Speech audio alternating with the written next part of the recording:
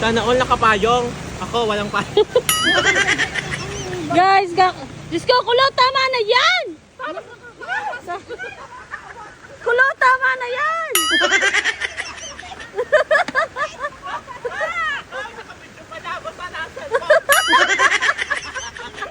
Ano?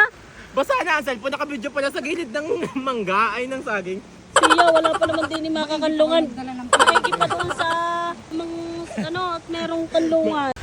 Ya, kulot, nagpabakas sa ka ng talaka. Yan, tingnan mo. Diluha ang lola kasi nga ngayon lang din binitirahan. Simula nung bata. Simula nung grade 1 siya guys. Grade 1 day. Ngayon lang siya nakadalaw sa kanyang lolo Ereneo. Yan, kaya umiyak. Umiyak tuloy. Konting patalastas guys, ito nga pala ang ginagamit naming tone up sunscreen ng 36 Skin by Marie. May SPF 50.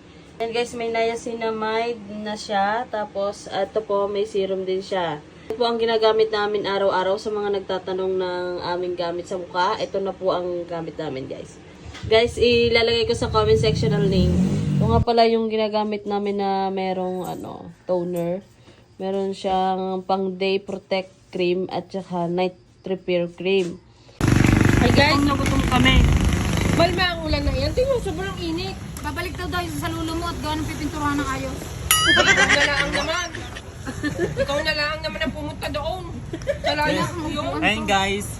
Dahil ang mga sepulturero ay nagutom, kumain muna kami sa karinderya dito sa may natatas. Yan guys. Shoutout kay ate. Ang dami niya maglagay ng manok.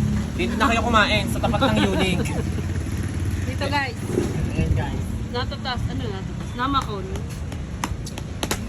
Kawawa naman siya. Yun lang ulam niya. Ba, yun ang sabi niya Lagi kang ipinababash ng jowa mo. Lahat kayo.